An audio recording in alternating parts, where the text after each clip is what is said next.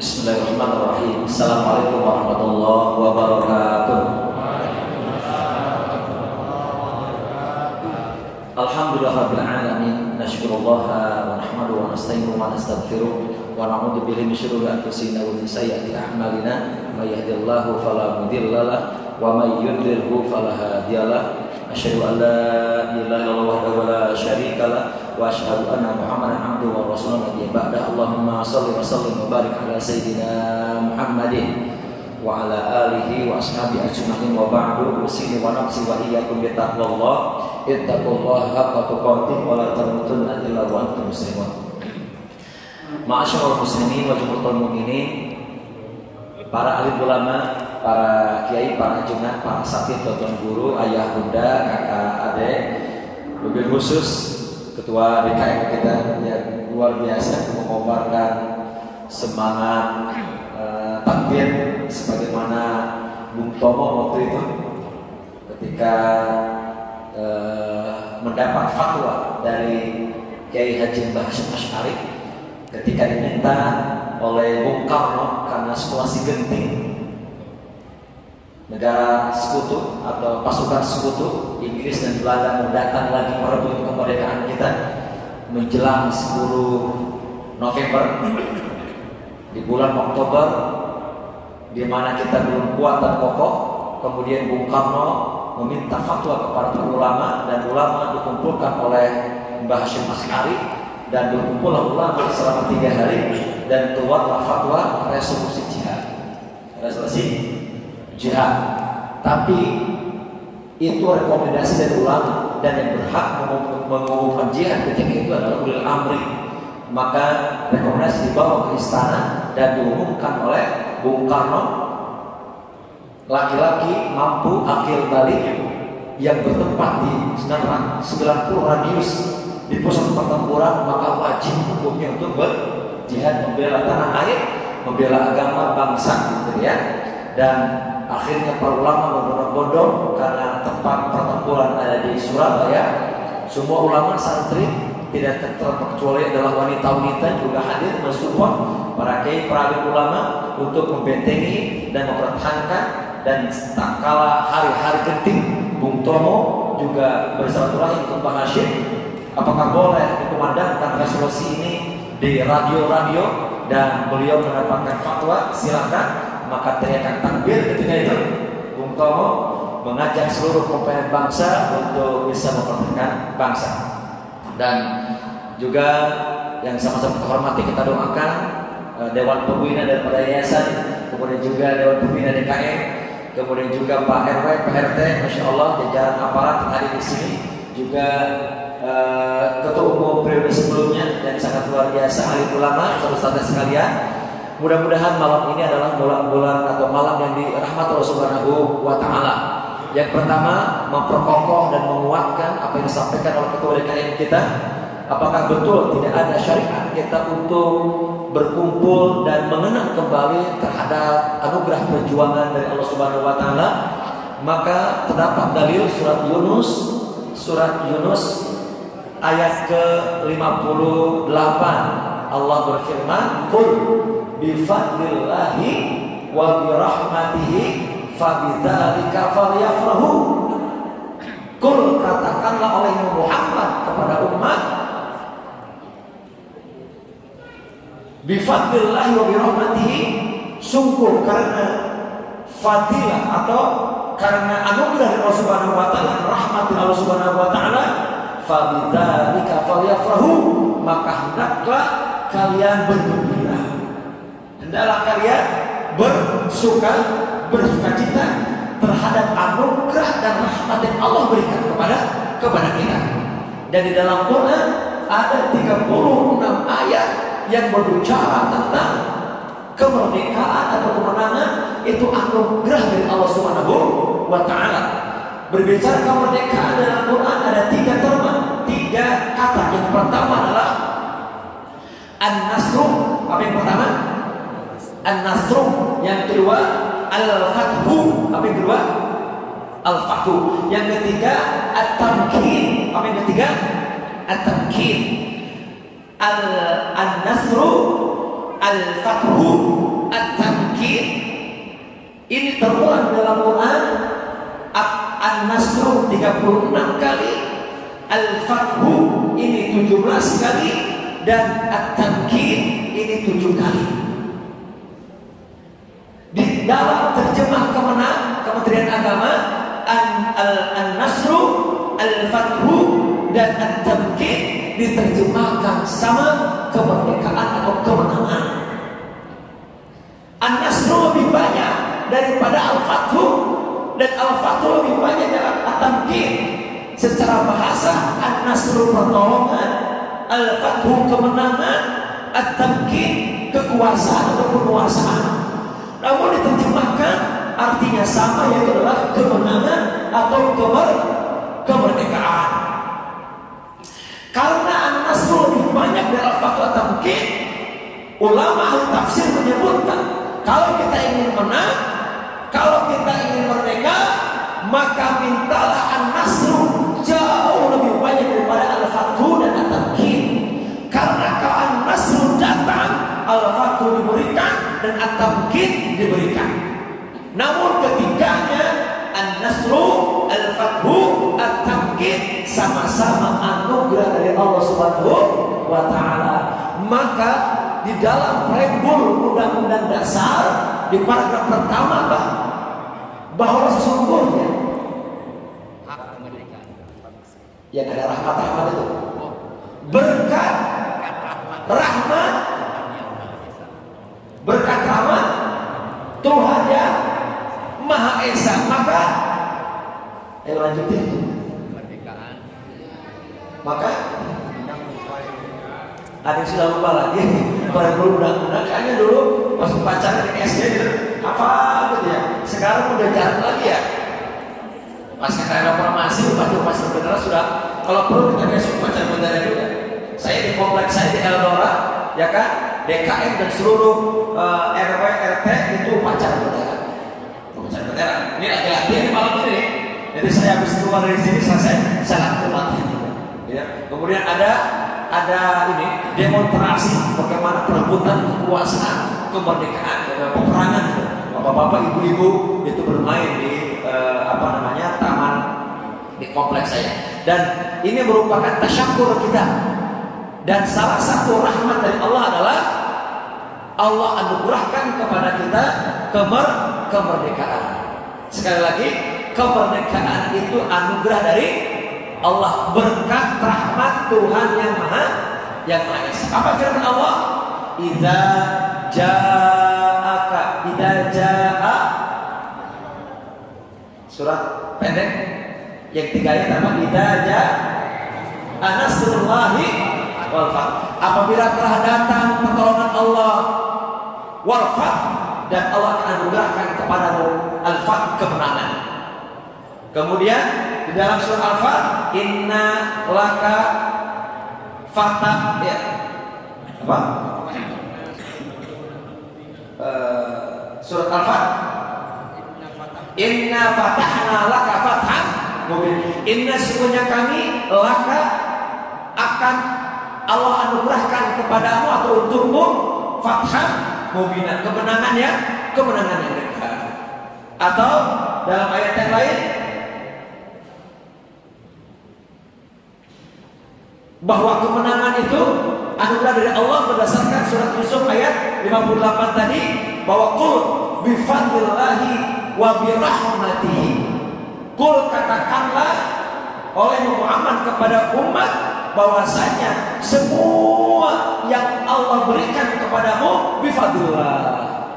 Hadza min fadli Rabbi wa birahmatihi, dan berkat dari rahmat Allah, fabidzalika falyafrahu, maka karenanya engkau bergembira, engkau bersuka cita.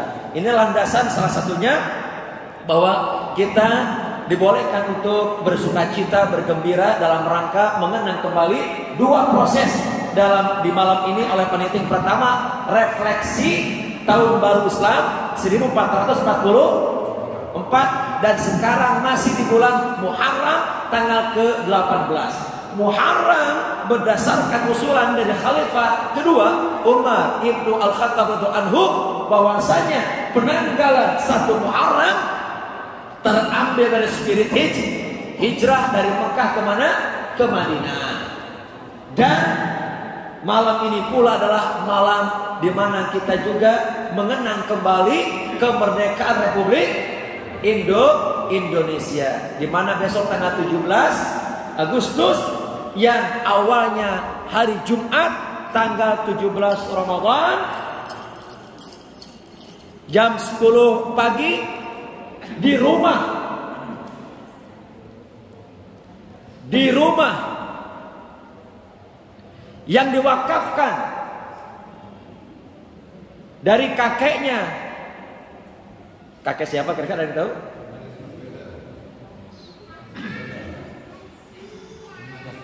Iya, dari kolega atau kakeknya HR Baswedan, diwakafkan kepada bangsa dan negara dan dijadikan momentum untuk dibacakan proklamasi. Nah, mudah-mudahan Allah Subhanahu wa taala anugerahkan kepada kita hidayah dan pemahaman. Kita doa dulu. Bismillahirrahmanirrahim. Rabbana zidna imanan wa fahman wa yaqinan wa ilman. Rabbana zidna ilma warzuqna fahma. Rabbi shrah lana sadrana wa yassir lana amrana wahlul 'uqdatam min lisani yafqahu qawlana. Rabbi shrah lana sadrana wa yassir lana amrana wahlul 'uqdatam min lisani yafqahu qawlana. Allahumma faqihna fid din wa 'allimna ta'wila. Allahumma inna nas'aluka ilman nafi'a. Allahumma inna nas'aluka ilman nafi'a wa lisanan zakira wa qalban khashi'a wa aklan zakiya wa dhanban maghfura wa dhanban maghfura wa dhanban maghfura. Syai'ulahumul Fatihah.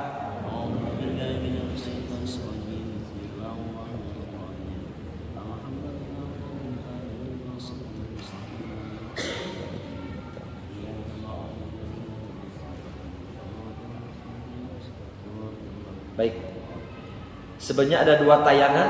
Ini gak tahu ada sound systemnya keluar gak ya? Coba cek ya. Kalau keluar kita lanjutkan. Kalau keluar suara, oh gak keluar ya.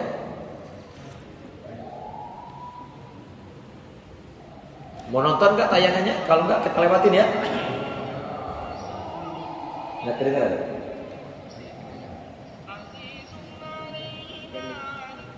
Boleh. Coba keluar.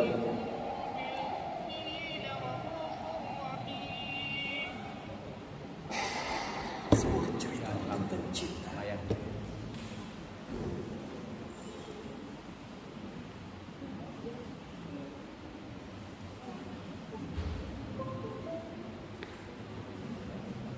Baru keluar ya.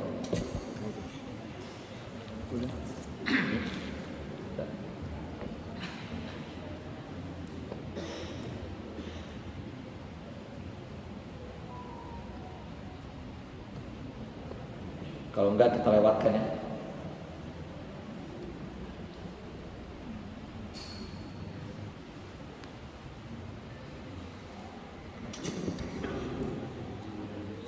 Enggak kedengaran.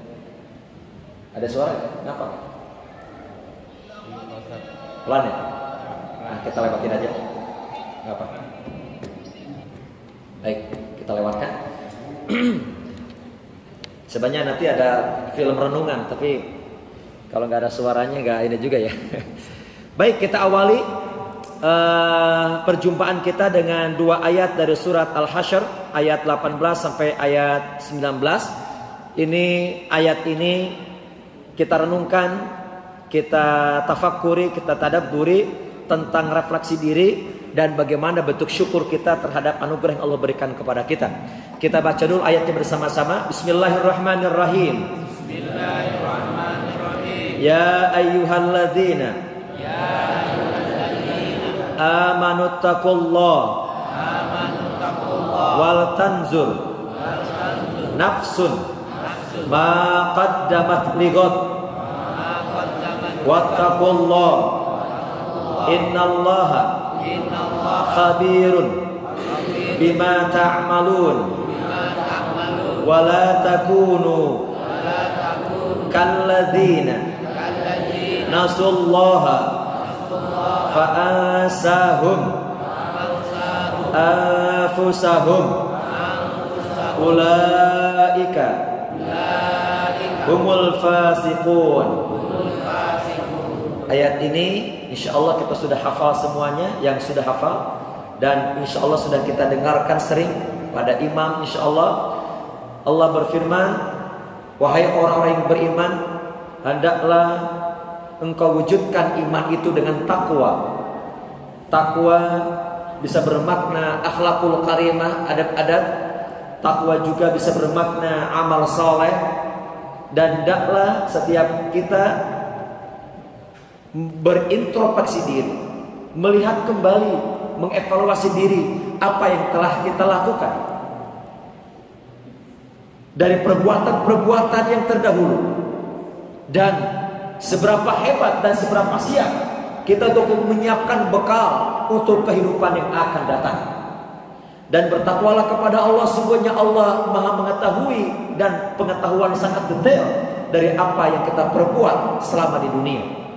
Dan kata Allah, janganlah kalian sekali-kali melupakan Allah setelah Allah memberikan anugerah nikmat yang banyak kepada kalian.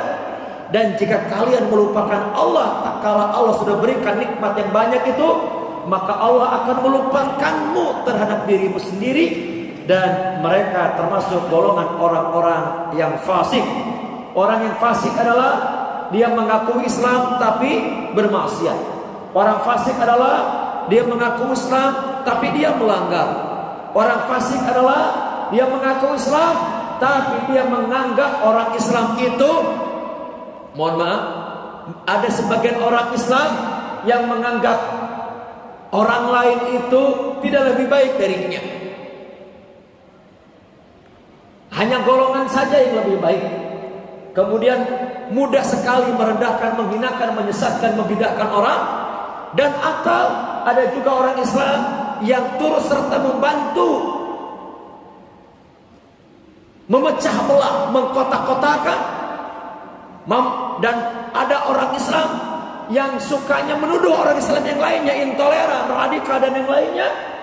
Ada juga orang Islam yang dia lebih senang berkolaborasi bukan dengan sesama muslim. Dan ada orang Islam yang ia sukanya ternyata, mohon maaf, turut serta memporak-porandakan kesatuan persatuan bangsa dan umat. Bahkan ada orang Islam yang turut serta merendahkan ulama, merendahkan habaib suriah Rasul, dan juga ikut serta memprovokasi umat Islam yang lainnya supaya tidak aktif di masjid, supaya tidak aktif di kajian dan yang lainnya. Nauzubillah min zalik.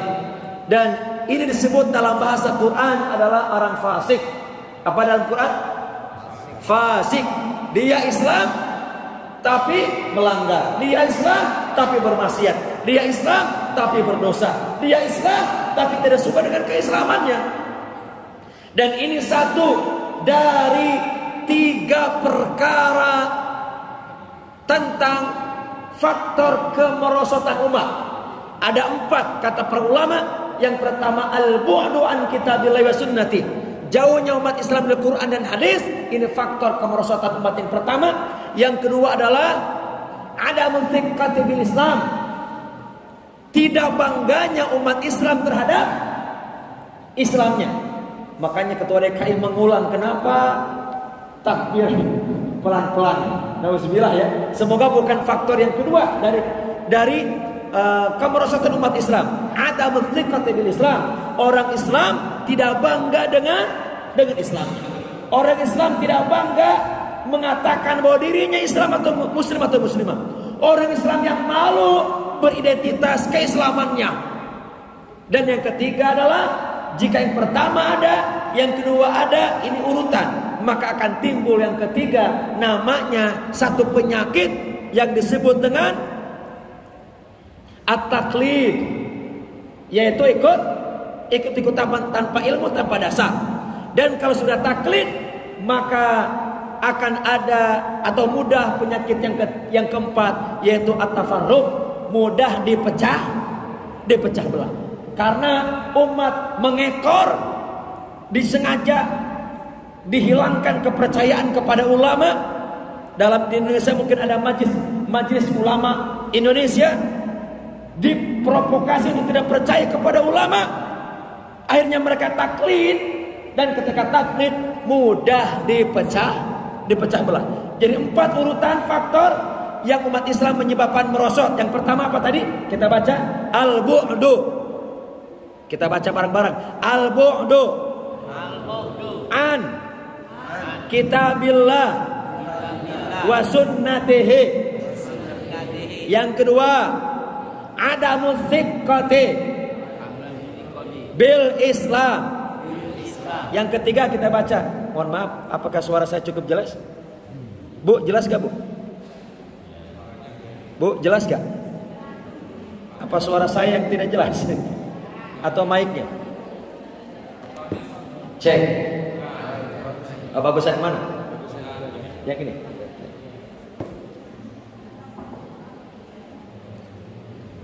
Mohon maaf, Ustaz. Baik, kita ulangi sekali lagi. Mudah-mudahan ada yang hafal. Lebih jelas? Jelas. 4 faktor yang menyebabkan umat Islam mundur atau merosot. Yang pertama, al-bu'du an kitabillahi wa sunnatihi. Apa itu artinya? Umat Islam jauh dari Al-Quran dan hadis atau sunnah. Yang kedua, adamu thiqqati bil Islam. Hilangnya kebanggaan umat Islam kepada Islamnya. Yang ketiga, at-taqlid. Apa taklid? Ikutan tanpa dasar, tanpa ilmu. Yang keempat, at-tafarruq. Apa yang nomor 4? At-tafarruq. Apa Bu? Mudah dipecah belah. Iya. Apa artinya? Berpecah belah. 4 hal ini jika ada, maka ini akan mudah umat Islam merosot dan mundur. Lihat lagi. Ini enggak sabotase kan? Bukan sabotase kan? Cek, jelasan mana? Jelas ya? 2020 kami diminta oleh Ketua Umum DMI Bapak Yusuf Kala dan Wakil Ketua Umum Bapak Komjen Polisi Purnawirawan Dr. Honoris Causa Dr. Anes Hadi Syafruddin MSI meminta kepada kami Badan Komunikasi Pemuda Remaja Masjid Indonesia untuk melakukan penelitian terhadap umat Islam di seluruh Indonesia. Penelitian tentang apa? Penelitian tentang umat Islam dan interaksi dalam membaca Al-Quran. Kesimpulannya diumumkan oleh Bapak Komjen Pol Dr. Honoris Causa sebagai Wakil Ketua Umum DMI dan Ketua Dewan Pembina BKPRMI di Istiqlal. Diumumkan kesimpulan ini. Dari 85% umat Islam di Indonesia yang mayoritas ini, ternyata masih ada 65% umat Islam Indonesia yang tidak bisa baca Al-Quran. Berapa persen? 65% yang belum bisa baca Al-Quran. Berarti bisa, yang bisa berapa persen? 35. Dari 35%, tidak lebih dari 15% yang bisa membaca Al-Quran dengan kaidah-kaidah tajwid. Dari 15% yang bisa membaca dengan kaidah tajwid, tidak lebih dari 10% yang memahami Al-Quran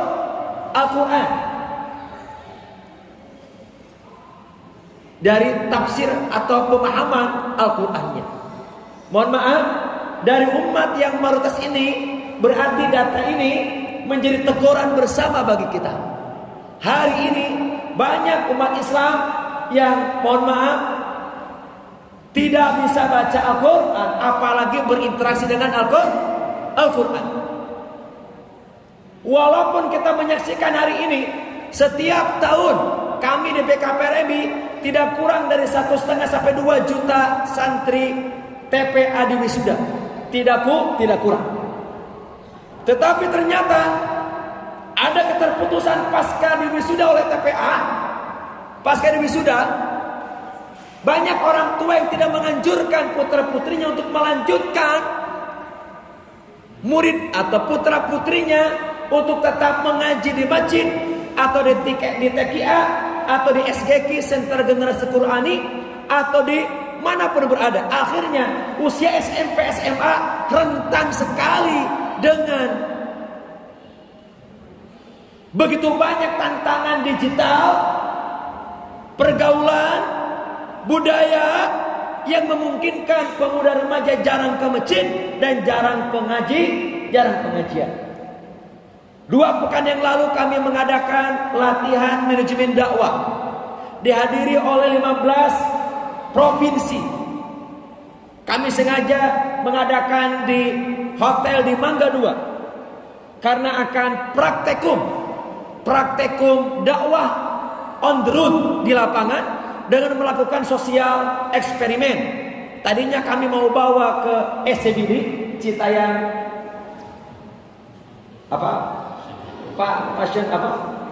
Fashion Week.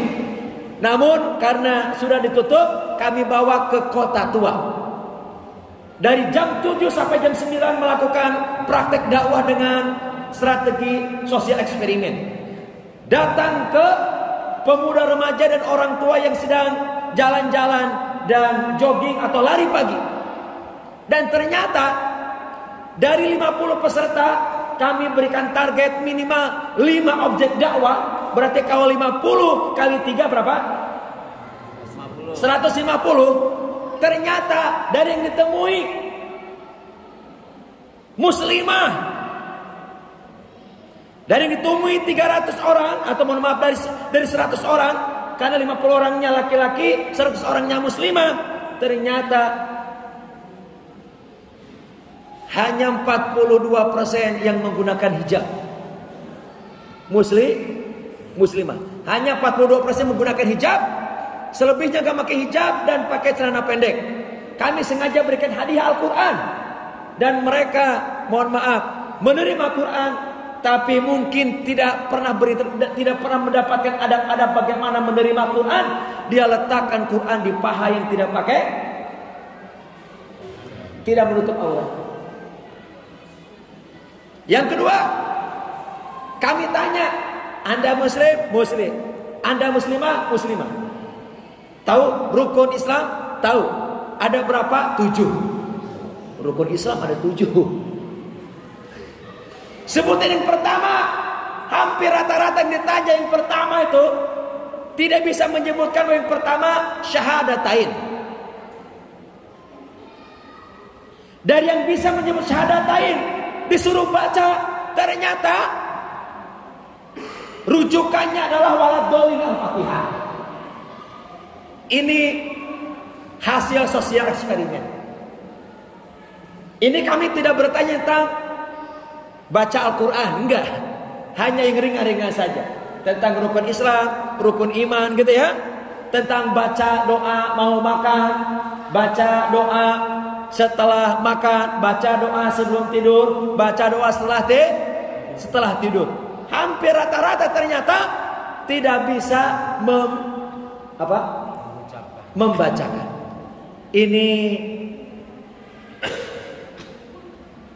Ini kabar gembira atau kabar menjadikan kayak Bu? Bu, Pak, kabar gembira atau kabar menjadikan?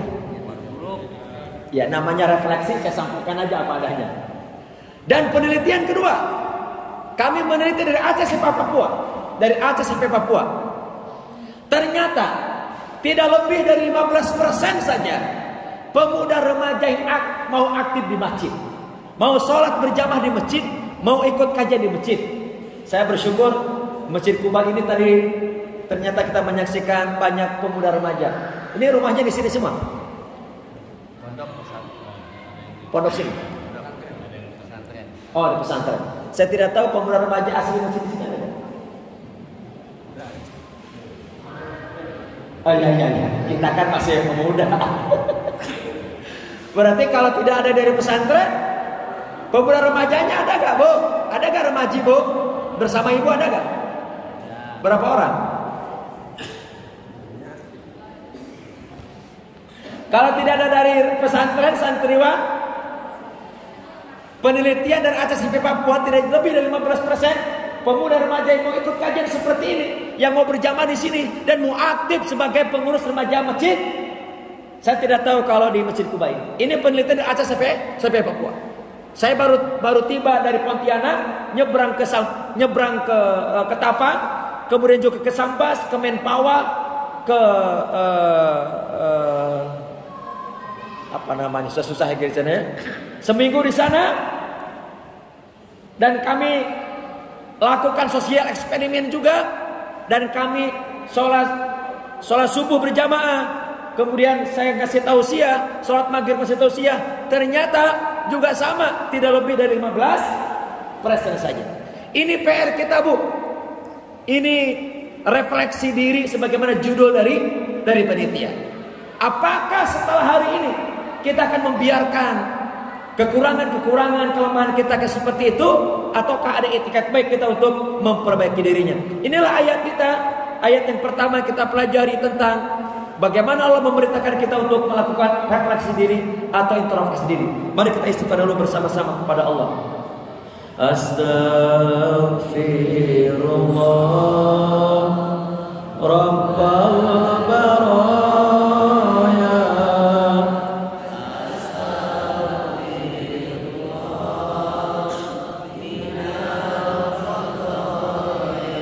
Bersama-sama Astaghfirullah.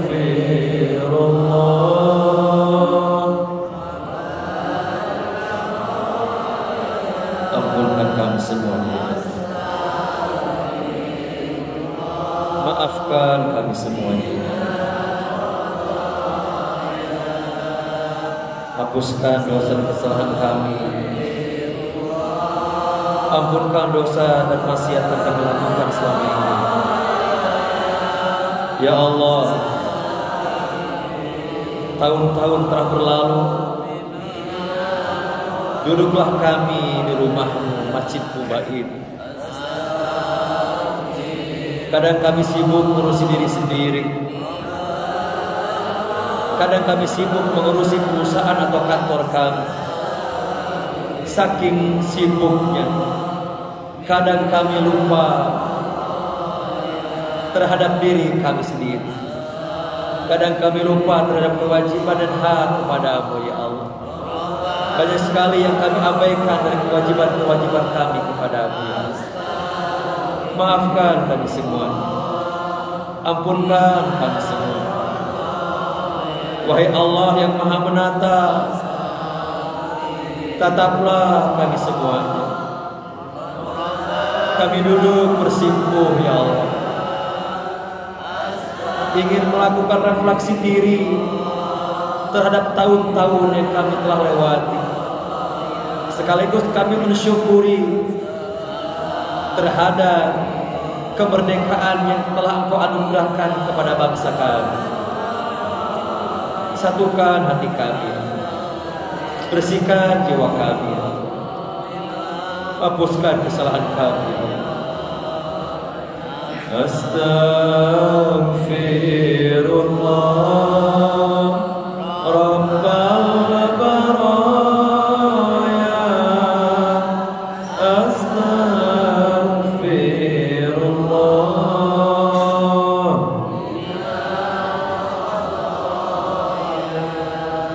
Amin. Allahumma. Semoga Allah memaafkan kita semua. Karena ada dua pokok pembahasan, bagaimana refleksi tentang tahun baru Hijriah kita. Yang kedua tentang kemerdekaan. Izinkan saya ingin memulai dari peta ini. Kami merujuk kepada Fiqh Sirah An-Nabawiyah karangan Syekh Dr. Muhammad Said Ramadan Al-Buti. Beliau menyampaikan salah satu judul babnya, kenapa rahasia dipilihnya Jazirah Arabia sebagai tempat kelahiran dan pertumbuhan Islam tak kala itu. Beliau menyebutkan di bab ini bahwa kenapa Allah memilih Jazirah Arabia sebagai tempat kelahiran pertumbuhan Islam yang dibawa oleh Nabi kita Muhammad sallallahu alaihi wasallam. Beliau menyebutkan di dalam kitab itu dengan mengambil beberapa rujukan. Disebutkan di sana ternyata ketika Nabi Muhammad hendak lahir dan Islam hendak diturunkan kepada Nabi Muhammad, ketika itu dunia sedang dikuasai oleh negara adidaya, imperium besar. Yang pertama adalah Persia dan Romawi, lalu disusul oleh India dan Yunani. Namun di dalam buku A History of Europa dikatakan bahwa di zaman itu ketika Nabi hendak lahir, ternyata bangsa-bangsa dunia terutama Barat dan Eropa sedang mengalami apa yang disebut the dark age. Apa tuh? Masa kegelapan. Apa yang disebut masa kegelapan? Masa kehancuran dan kebobrokan dunia Barat dan Timur atau dunia Barat dan Eropa. Digambarkan kebobrokannya, disampaikan dalam buku Fiqh Sirah, disampaikan bahwa satu, Persia ketika itu sedang mengalami pertentangan di dalam negeri, di dalam negaranya. Mereka dikotomi dengan apa yang disebut ajaran Zoroaster. Salah satu ajaran di mana laki-laki boleh mengawini, menikahi, bahkan menzinahi ibu kandungnya sendiri. Laki-laki boleh menzinahi anak kandungnya sendiri. Bahkan boleh menzinahi adik perempuannya atau kakak perempuannya. Ini ajaran Zoroaster di Persia. Maka terjadi kebobrokan, terjadi penyakit dari jenis kelamin, dari sumber kelamin, dan ternyata hampir terhenti, tidak ada kelahiran yang bagus karena mohon maaf berzina dengan ibu kandung, dengan anak kandung, dengan adik dan kakak kandungnya. Jika dengan keluarga sendiri mereka zinahi, apalagi dengan wanita-wanita yang lain. Ini kebobrokan Persia ketika itu. Nyaris tidak ada anak keturunan yang kuat tubuhnya. Yang kuat kenapa? Karena lahir dari jenis gen atau darah sendiri. Di Romawi dengan keangkuhan dia sentiasa menjajah, dan apa yang terkenal dengan kolonial, ingin menjajah, dan karena sifat menjajah, keangkara murkaan dan kesombongan, maka mereka menjadikan perempuan sebagai apa tuh? Uang itu tempat uang itu apa? Uang alat uang, fungsi uang itu apa? Alat tukar. Di Romawi ketika itu alat tukarnya bukan lagi uang tapi perempuan. Perempuan dijadikan apa? Alat tukar, komoditas jual beli. Bobrok itu. Ini belum lagi bobrok yang lainnya. Sedangkan India dan Yunani, mereka sering dibayang-bayangi oleh khurafat atau filsafat dan mitos-mitos yang menghantui negara mereka. Mereka hendak mencari Tuhan, tapi mereka akhirnya bertemu dengan mitos-mitos dewa dan dewinya. Itu dari sumber India dan Yunani. Kesimpulannya, negara imperium adidaya itu sedang mengalami masa kegelapan. Dan Allah memilih tempat di mana Jazirah Arabia jauh dari euforia kegelapan itu dan jauh dari budaya kebobrokan baik Persia, kemudian Romawi, India dan Cina, maka Jazirah Arab ditunjuk atau dipilih oleh Allah sebagai negara yang masih fitrah dan punya garis keturunan dari Ibrahim dan Ismail, terus dengan keturunan yang masih fitrah. Dipilihlah garis keturunan itu, dan Jazirah Arab dipilih oleh Allah sebagai rahasia kenapa tidak dipilih di salah satu negara imperium ini. Dan inilah awal mula kebangkitan Islam di Jazirah Arab dan akan menjadi Al-Munawwarah. Apa Al-Munawwarah? Ini kalau gak ada lampu ini gelap. Kenapa ada lampu? Kenapa kita terang hari ini di masjid ini? Karena ada cahaya. Begitulah Islam, minaz zulumati ilan nur. Apa minaz zulumati? Islam datang menyingkap dari kegelapan, disinari dengan an-nur. Apa an-nur? Cahaya. Maka disebut dengan Al-Madinah Al-Munawwarah. Al-Madinah, kota peradaban modern. Al-Munawwarah yang menjadi mercusuar, cahaya bagi seantero dunia. Inilah rahasia kenapa Islam datang. Baik, suatu ketika panglima kaum muslimin ketika diutus oleh khalifah dalam peperangan Qadisiyah, ditanya oleh raja dari Persia, Rustum, raja dari Persia. Ini dalam peperangan umat Islam ini punya adab yang luar biasa. Tidak langsung menyerang, tapi menggunakan diplomasi dengan surat. Kemudian datang utusan. Ketika datang ditanya, maka dijawablah oleh panglima perang, Allah mengutus kami untuk memerdekakan manusia dari penghambaan manusia dengan manusia menuju penghambaan manusia kepada Rabb manusia, yaitu Allah. Dari sempitnya kehidupan dunia kepada kelapangannya, dari ketidakadilan agama-agama yang ada kepada keadaan Islam. Jadi Islam datang untuk memerdekakan penghambaan manusia kepada sesama manusia. Karena tadi sedang mengalami kebobrokan. Islam datang untuk hanya menghamba kepada Allah saja, bukan kepada manusia, terutama kepada perempuan.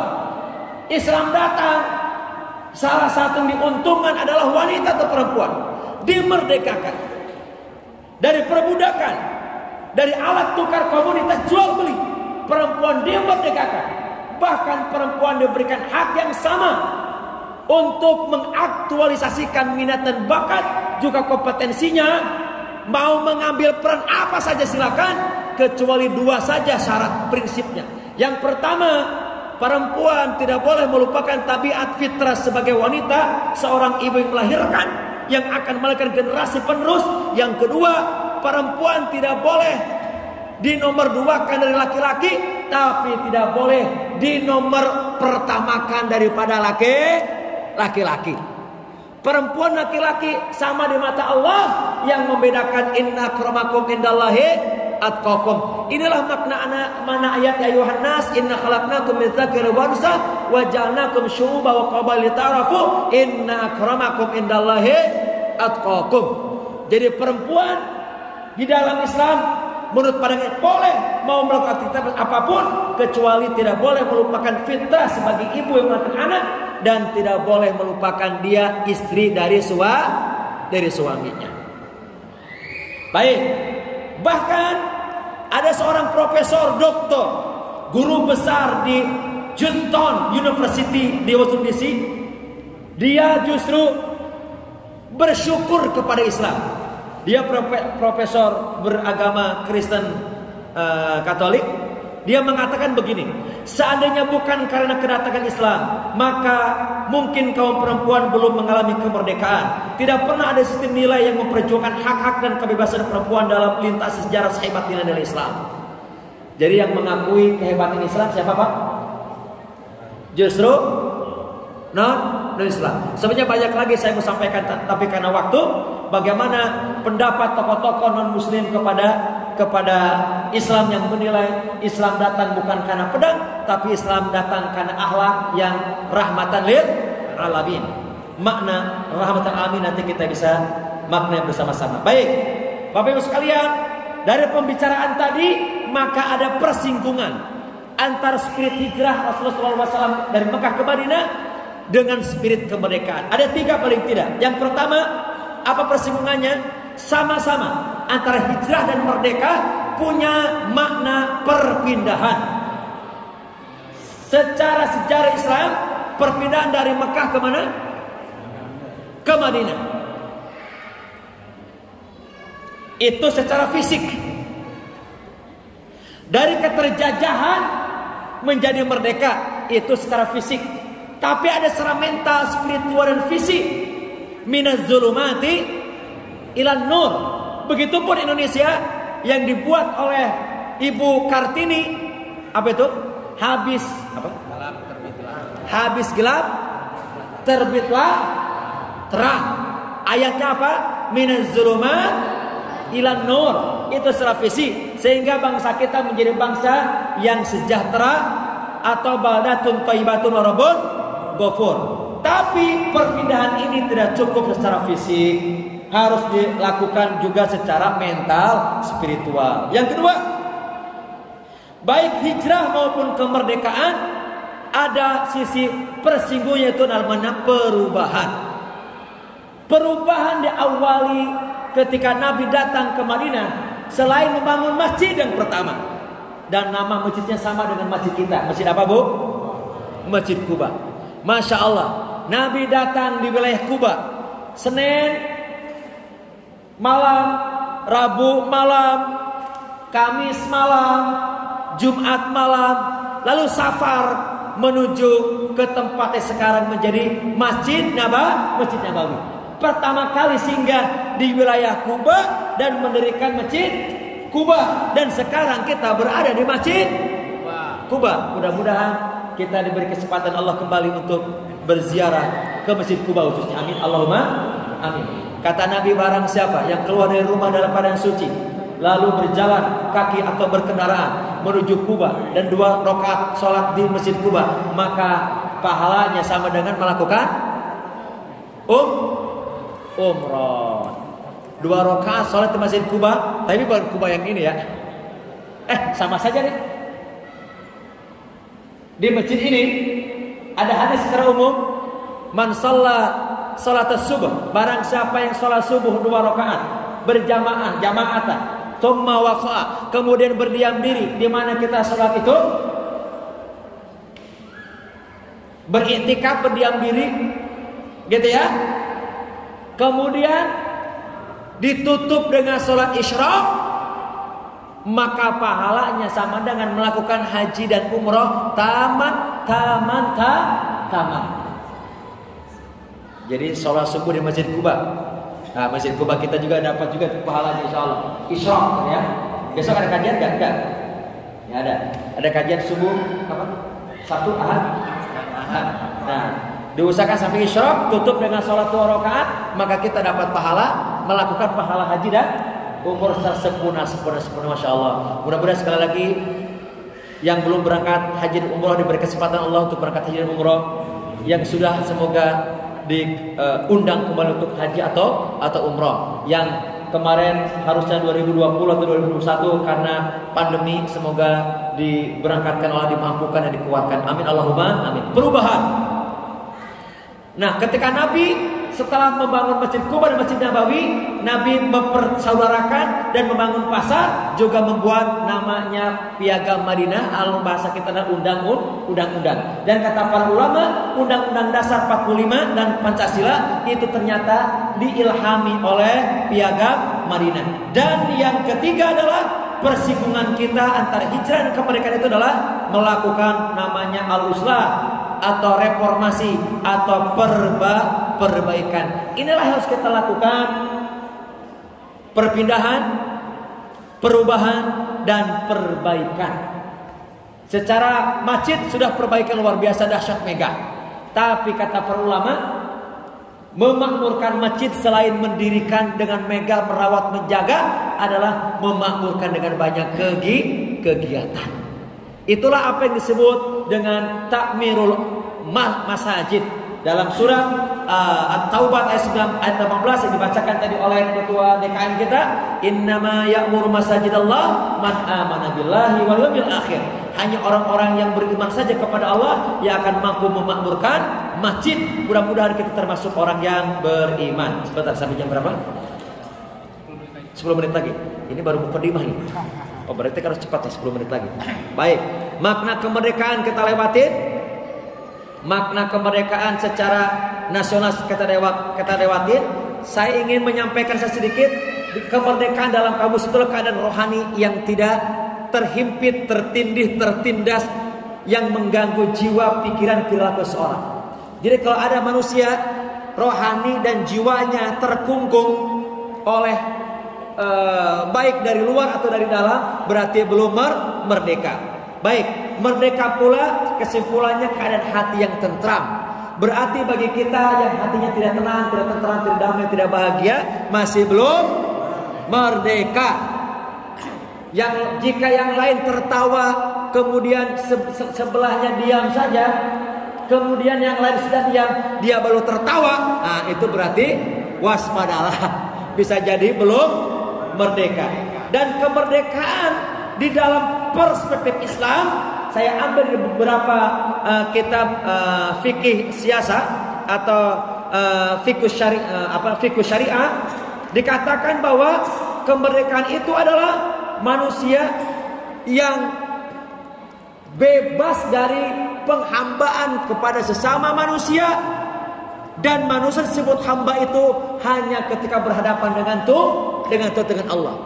Jadi dalam Islam tidak boleh ada perbudakan, menganggap yang lain rendah dan sebagainya tinggi. Baik, nah, kita lewatin tentang perhambaan kita kepada Allah. Sudah di dalam Quran sudah jelas, tak kala kita mendeklarasikan Allah sebagai Tuhan kita dalam ayat alastu birabbikum qalu bala syahidna. Baik, kemudian di dalam fikih siasat disampaikan bahwa kemerdekaan dalam makna Islam adalah Islam memandang kemerdekaan dengan tunduk atas kuasa Tuhan dan melepaskan diri dari jeratan nafsu. Disinilah apa yang disebut dengan manusia bebas, merdeka paripurna adalah manusia yang mampu berperang mengalahkan hawa nafsu. Apa kata Nabi? Rajatum minal jihadil asghar ilal jihadil akbar. Faqila wa ma jarul akbar ya Rasulullah? Faqala jihadun nafs. Hadis ini turun tak kala Nabi baru selesai memenangkan pertempuran perang pertama. Perang apa, Bu? Pak? Bu, perang apa, Bu? Bu. Yang menang arisan siapa, Bu? Perang yang pertama perang apa, Bu?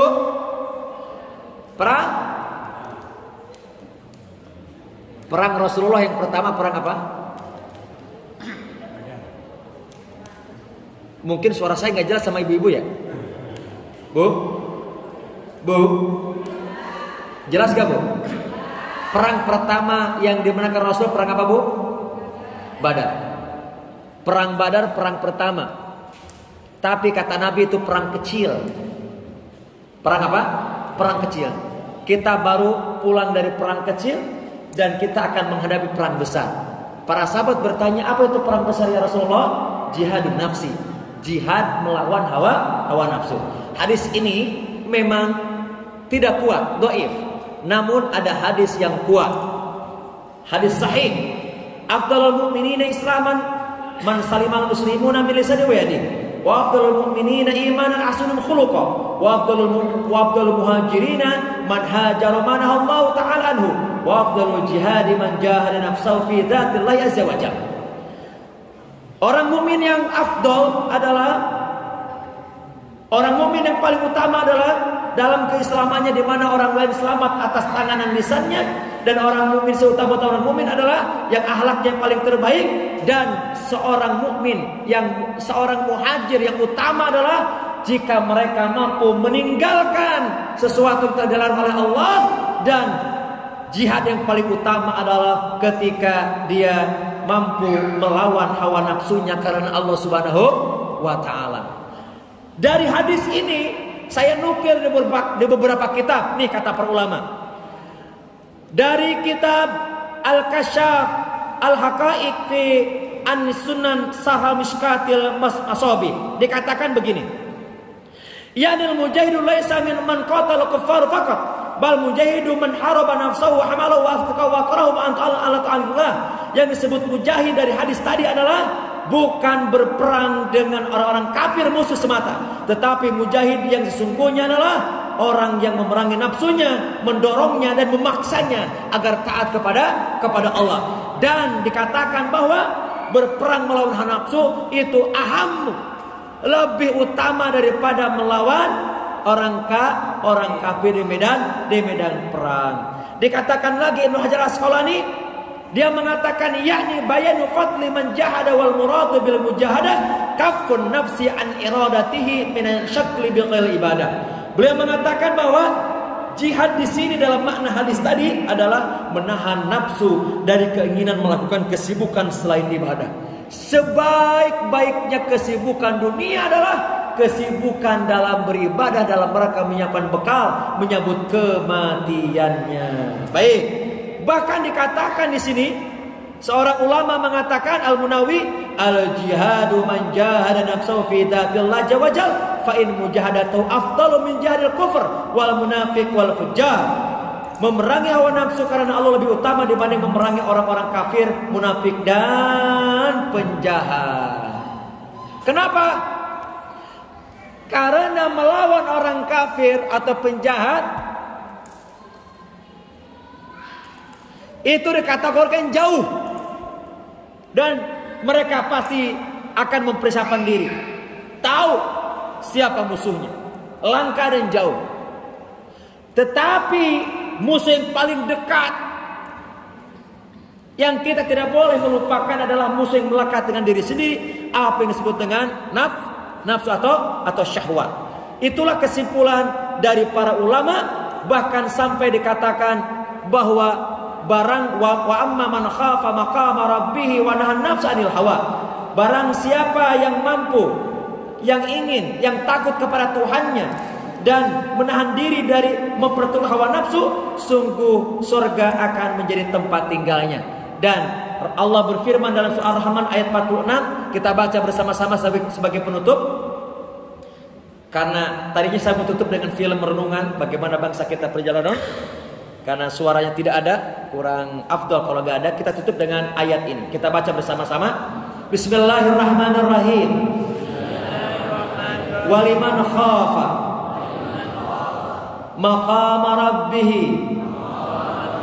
jannata. Sekali lagi, waliman khafa maqama rabbih jannata. Bersama-sama sekali lagi biar hafal. 1, 2, 3. Apa kata Allah dalam surah Ar-Rahman ayat ke-46 ini? Waliman khafa, dan bagi mereka yang takut kepada Allah Subhanahu wa taala, yang takut kepada Allah karena khawatir dirinya terkalahkan oleh hawa nafsu sehingga terjerumus kepada lembah kenistaan di dunia dan dimasukkan ke dalam neraka di akhirat. Dia takut tidak mampu mengendalikan hawa nafsunya, tidak mampu bertakwa kepada Allah dengan penuh kehati-hatian. Maka orang-orang seperti itu, kata Allah, jannatan, baginya 2 surga. Kata para ulama, jannatun fid dunya wa jannatun fil akhirah. 1 surga di dunia dan 1 surga lagi di akhirat. Apa makna surga di dunia? Makna surga di dunia itu adalah terlepasnya keterkungkungan, keterjajahan manusia dari nafsunya. Akhirnya manusia diberi kenikmatan surgawi di dunia berupa ketenangan, kedamaian, kebahagiaan, ketentraman, kesakinahan. Itulah berarti dia telah dianugerahkan oleh Allah kenikmatan sorgawi di dunia, dan kelak di akhirat sorga yang sesungguhnya. Mudah-mudahan kita semua mendapatkan sorga di dunia berupa kebahagiaan, dan sorga di akhirat berupa jannatun naim. Amin Allahumma amin. Bersama-sama subhanallah walhamdulillah wala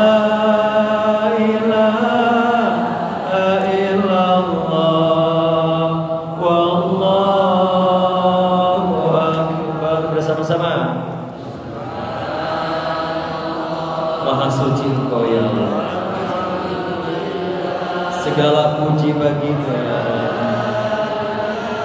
Tiada Tuhan yang berhak disembah kecuali Engkau ya Allah. Engkau Zat yang Maha Besar. Sucikan kami semuanya. Maafkan jika ada kesombongan dalam kami lebih suka dipuji oleh Allah. Maafkan keterlaluan kami sering melupakan. Maafkan atas kesombongan kami di hadapan Allah ya. Ampunkan kami semua. Sentuh hati kami, sentuh jiwa kami ya Allah. Sentuh ruh kami ya Allah. Getarkan ruh keimanan kami, getarkan qalbu kami ya Allah. Getarkan jiwa kami. Kokohkan iman kami dengan zikir. Anugerahkan kenikmatan surgawi ketenangan ketika zikir. Walhamdulillah.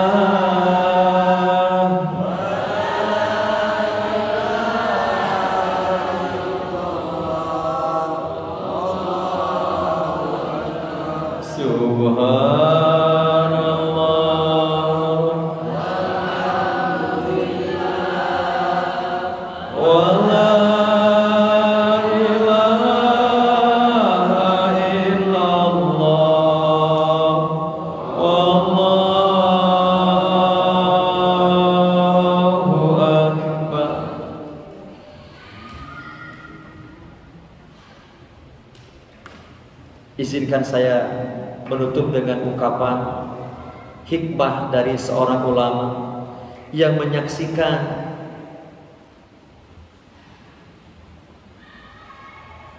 tentang kemunduran umat Islam hari ini. Diumpamakan seseorang yang sedang membangun sebuah bangunan, baik bangunan rumah tangga, negara, atau bangunan peradaban. Dia sedang sibuk membangun bangunan itu, tapi ternyata di sisi lain ada orang yang menghancurkannya. Maka dia pun berkata dengan syairnya, sambil berenang air mata disampaikan dalam forum seperti ini. Dia mengatakan, mata yablughul bunyan yauman tamamahu iza kunta tubnihi wa ghurika yahdu. Dia menyampaikan begini, mudah-mudahan jadi renungan kita bersama. Mata yablughul bunyan yauman tamamahu. Kapan kita menyaksikan bangunan peradaban yang sedang kita bangun ini sempurna kita saksikan? Kapan kita menyaksikan bangunan bahtera rumah tangga atau perusahaan atau negara atau peradaban sempurna kita saksikan? Iza kunta tubnihi wa ghairuka yahdum. Jika kita sedang membangunnya, lalu orang lain menghancurkannya. Kapan bangunan yang sedang kita bangun ini sempurna kita saksikan, kita nikmati? Ketika kita sedang membangun, yang lain menghancurkannya. Kapan? Ketika kita sedang ingin membangun sebelah depan, di belakang dihancurkan. Ketika kita membangun sebelah kanan, sebelah kiri dihancurkan. Ketika kita sedang membangun tiang dan atap, fondasi dirobohkan. Di masjid ini kita sedang merenung bermuhasabah, mengevaluasi, refleksi diri perjalanan panjang hijrah Nabi dan kemerdekaan. Jika di luar sana banyak orang ingin menghancurkannya, bahkan ingin memporak-porandakan persatuan bangsa kita, bahkan ada yang membiarkan kekayaan alam diambil sesuka hati mereka.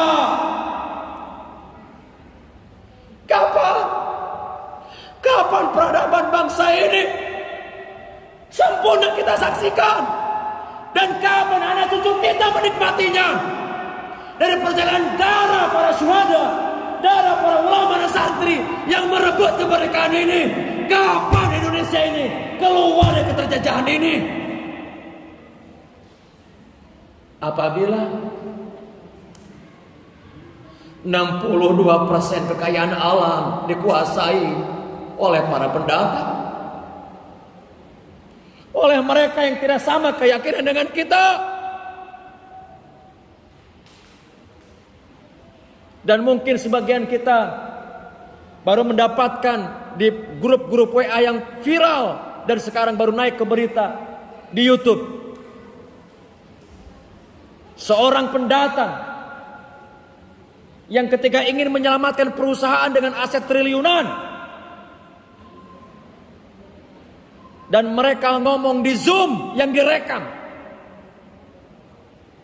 dan ternyata pengendalinya mereka yang punya kuasa, yang mereka bayar, mereka sogok, dan ini ternyata merembet terhadap berita yang sedang viral hari ini.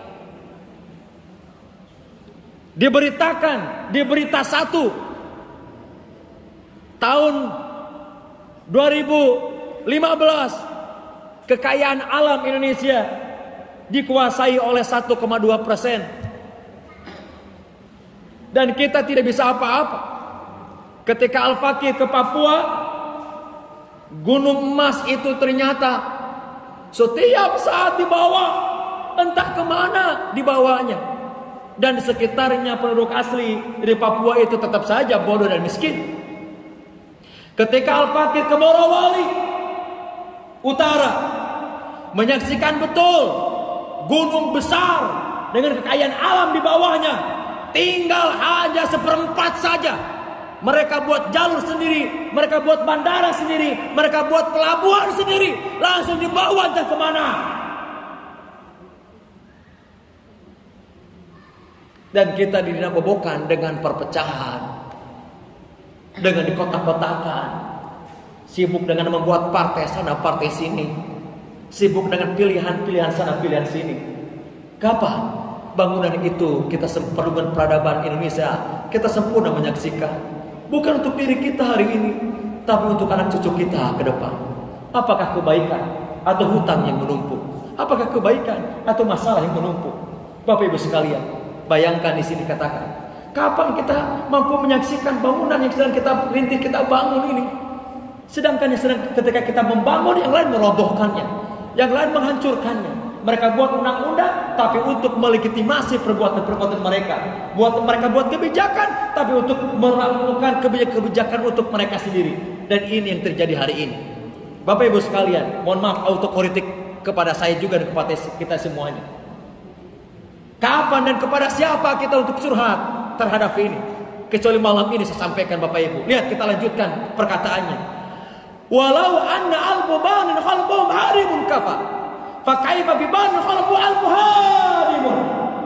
Ketahuilah, kata ulama ini, ketahuilah, sungguh tidak cukup dengan 1000 orang membangun peradaban suatu bangsa. Bahkan sampai rakyat Indonesia sampai hari ini tidak kurang dari 272 juta orang. Tidak cukup untuk membangun bangsa ini sampai sekarang. Tapi kata beliau, cukup 1 orang saja yang menghancurkannya. Sekali lagi, tidak cukup 1000 orang untuk membangun peradaban suatu bangsa, tapi cukup 1 orang yang menghancurkannya. Sekarang dilanjutkan, fa kaifa bi barin khalafuhu al-qahadimu. Bagaimana jika seribu orang yang menghancurkan, sedangkan yang membangun hanya satu orang saja. Sekali lagi, tidak cukup 1000 orang membangun peradaban satu bangsa, tapi cukup satu orang yang menghancurkan. Lalu bagaimana kalau 1000 orang yang menghancurkan, satu orang yang membangun? Bapak Ibu, kalau kita lihat sejarah baik para nabi atau peradaban satu bangsa, termasuk bangsa kita. Saya baca literatur yang ada di Ponorogo, dulu ada Laksamana Malahayati yang perempuan, ada Cut Nyadin, Cut Mutia. Ternyata strategi perang itu selalu kandas di tengah jalan. Dan ternyata dari dulu sampai sekarang Bapak Ibu, perjuangan bangsa kita selalu digagalkan. Ternyata tidak banyak yang mengagalkan, itu cuma satu orang. Namanya dari sampai sekarang sama. Namanya adalah pengkhianat. Namanya siapa Bapak Ibu? Siapa namanya? Siapa namanya? Jangan malu-malu. Siapa namanya? Siapa namanya? Pengkhianat. Di Penonggoro sudah menyusun perang gerilya. Lalu si pengkhianat menginformasikan.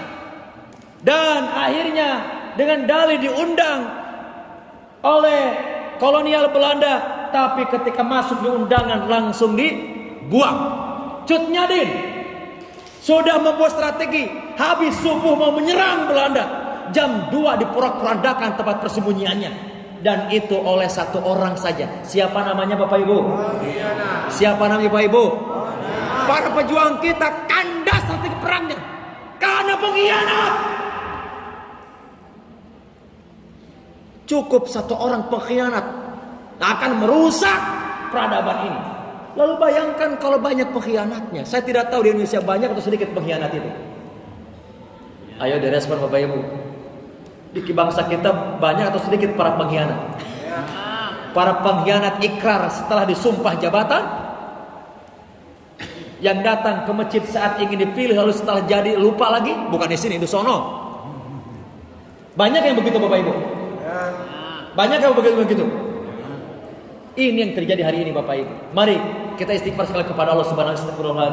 Semoga kita bukan termasuk pengkhianatan kepada darah para pemimpin, para ulama, para santri yang telah berjuang memerintahkan bangsa kita. Mari kita isi kemerdekaan ini dengan sungguh-sungguh. Yang paling baik adalah jangan melupakan pembinaan pemuda remaja. Dan pembinaan yang paling baik adalah di masjid. Mohon maaf, hari ini walaupun ada pendidikan kurikulum merdeka Bapak Ibu, tapi tetap saya suka lihat anak-anak itu masih terbebani dengan banyak pelajaran, tapi jauh dari masjid, jauh dari agama. Betul? Mari kita ajak pemuda remaja itu datang ke masjid. Mudah-mudahan gak usah jauh-jauh, kita kelola dulu pemuda remaja yang ada di sekitar Masjid Kuba untuk menyiapkan para pemimpin yang datang dari masjid. Semua harus datang dari masjid Bapak Ibu. Itu yang cocok oleh baginda yang mulia Muhammad sallallahu alaihi wasallam. Dari Masjid Kuba, Masjid Nabawi, semua pemimpin itu dihadirkan dan lahir dari pangkuan pembinaan masjid. Maka mari kita hadirkan masjid bukan hanya ibadah ritual sakral saja, tapi salah satunya menyiapkan calon pemimpin masa depan.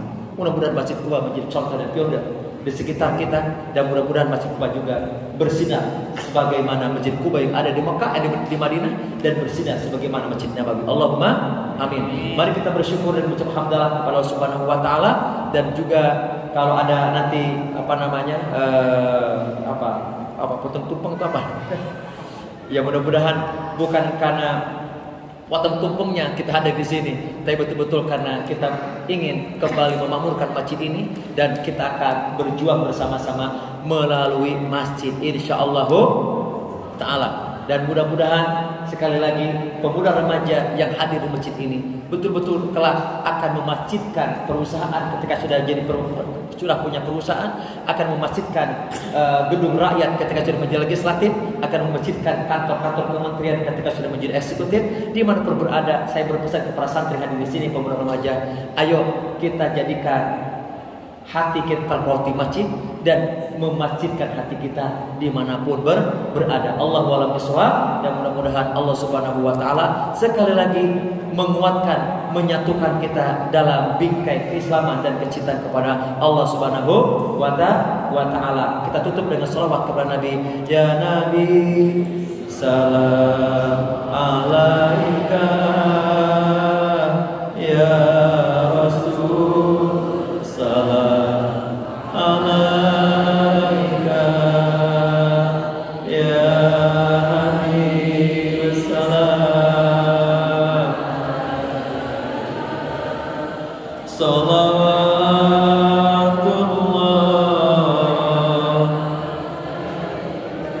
Bersama-sama, ya Nabi,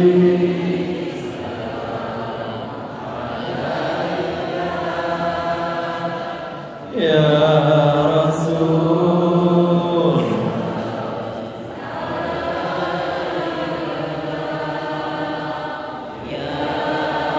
kami rindu padamu ya Rasulullah. Izinkan kami menatap wajahmu kelak di padang mahsyar ya Rasulullah. Izinkan kami kelak memeluk tubuhmu di padang mahsyar ya Rasulullah. Tataplah kami di padang mahsyar. Senyumlah kepada kami ya Rasulullah. Jangan palingkan wajahmu dari wajah kami. Janganlah mukamu musam ketika menyaksikan wajah kami. Saksikanlah wahai Allah, kami sedang berkumpul di rumahmu Masjid Quba ini untuk merefleksikan diri terhadap perjalanan kami di masa lalu, perjalanan hijrah Rasulullah SAW di tahun baru ini. Rasul kami yang tercinta, yang cintanya kepada umatnya melebihi cintanya kepada diri sendiri. Bahkan cintanya bukan hanya ketika di dunia, sampai-sampai saat manusia dan dunia dihancurkan, Engkau yang pertama kali dibangunkan Allah, dan Engkau yang pertama kali persilakan masuk ke dalam surga.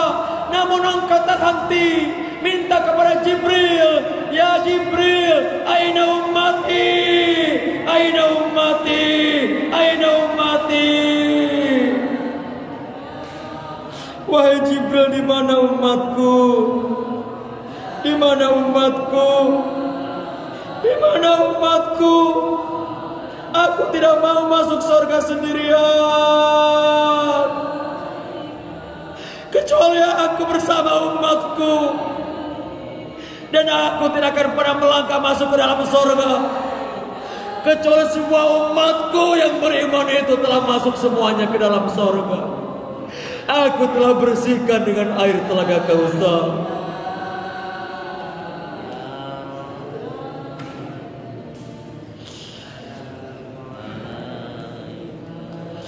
Ya Rasul, tetaplah kami umatmu akhir zaman.